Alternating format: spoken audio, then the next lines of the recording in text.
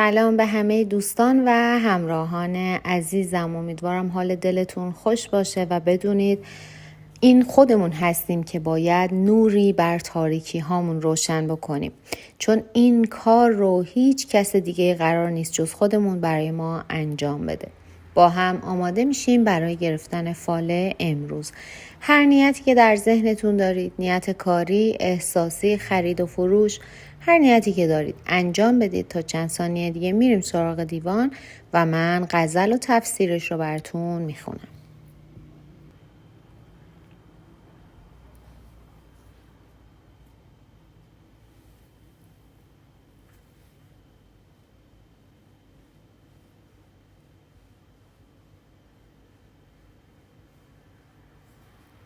خب دوستان، اگر نیت هاتون رو انجام دادیم، ببینیم حافظ امروز چه توصیه‌ای برای ما داره.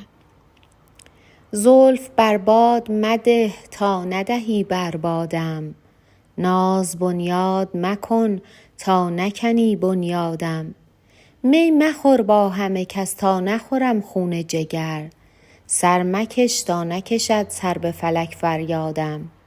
زلف را حلقه مکن تا نکنی در بندم، طره را تاب مده تا ندهی بر بادم. یار بیگانه مشو تا نبری از خویشم، غم اغیار مخور تا نکنی ناشادم. رخ برافروز که فارغ کنی از برگ گلم، قد برافراز که از سرو کنی آزادم. شمع هر جمع مشو ورنه بسوزی ما را، یاد هر قوم مکن تا نروی از یادم.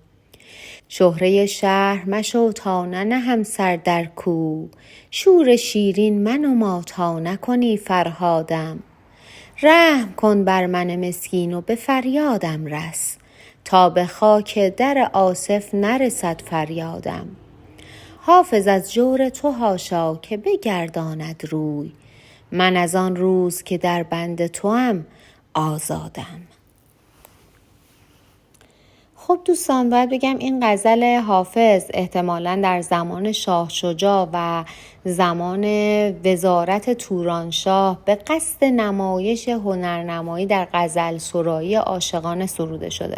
حافظ به معشوقش میگه اگر میخوای عمرم برباد نره، موهات رو در باد پریشان نکن. اگر میخوای بنیادم رو برنندازی، ناز نکن. و اگر میخوای خون جگر نخورم، با همه شراب ننوش و سرکشی نکن تا فریادم به فلک نرسه. اما در تفسیر این غزل حافظ میگه به نظر میرسه مدتی هست که احساس وابستگی نسبت به شخصی دارید.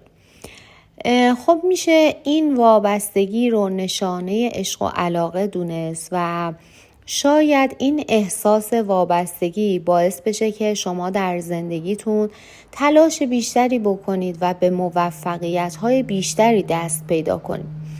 فقط اون چیزی که مهمه باید بدونید که در این رابطه صداقت، پایداری و صمیمیت حائز اهمیت هست، اما این احساس وابستگی نباید به حدی شدت پیدا بکنه که هم زندگی شخصی خودتون رو مختل بکنه و هم زندگی شخصی طرف مقابلتون رو. گاهی وقتها ما آدم‌ها از شدت علاقه و وابستگی که نسبت به شریک احساسیمون داریم، یک دیواری دور شریک احساسیمون درست میکنیم که اون طرف مقابل حس میکنه در یک قفسی اسیر هست.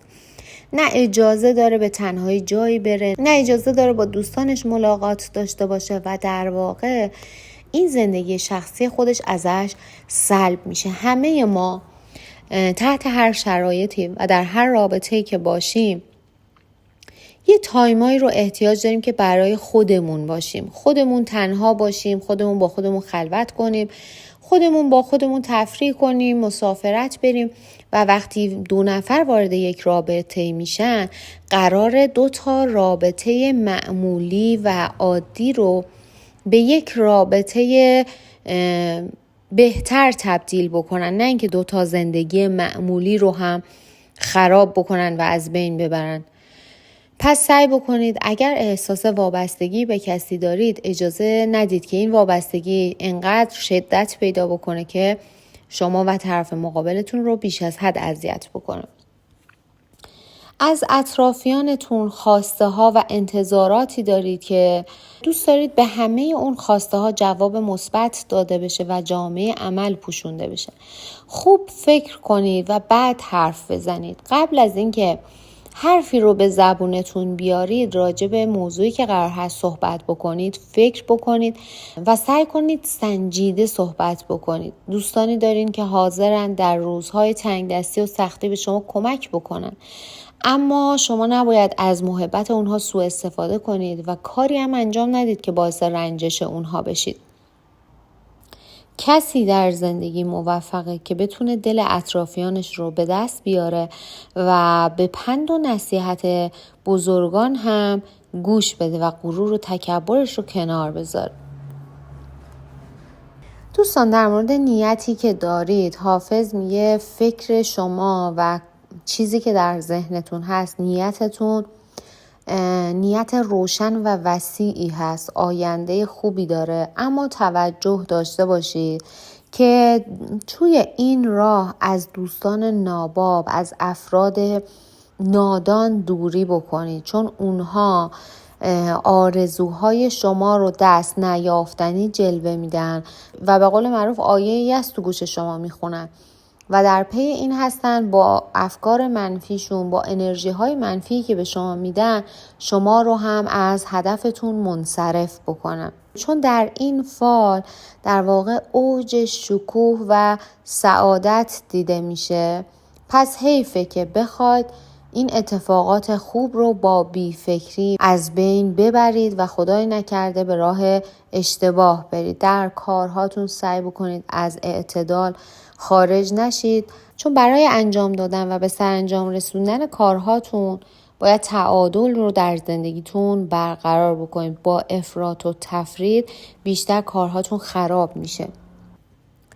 دوستان، فکر میکنید که یک غم و اندوه بی پایانی به شما رو آورده، چون با یک اشتباه کوچیکی که انجام دادید تمام موقعیت‌های خوبتون رو از دست دادید و فکر میکنید که در واقع خدا از شما رو برگردونده و قرار نیست که غم و غصه شما پایان پیدا کنه.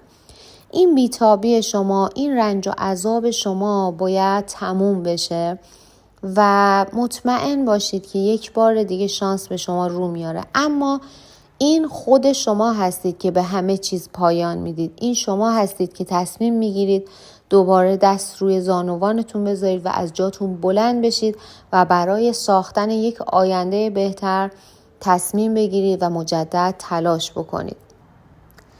دوستان، در مورد نیتی که دارید همونطور که گفته شد نیت شما نیت خوب و مبارکی هست، اما در این راه نباید تعجیل بکنید. عجله کار شما رو ممکنه خراب بکنه و در راه این کاری که قرار هست انجام بدید بدونید که غم و رنج زیادی به سراغتون میاد و این رو بدونید که اجرا و عملی کردن هر کار مهمی همیشه با سختی و رنج همراه است. نگران نباشید، این دنیا همواره غم و اندوه به همراه خودش داره.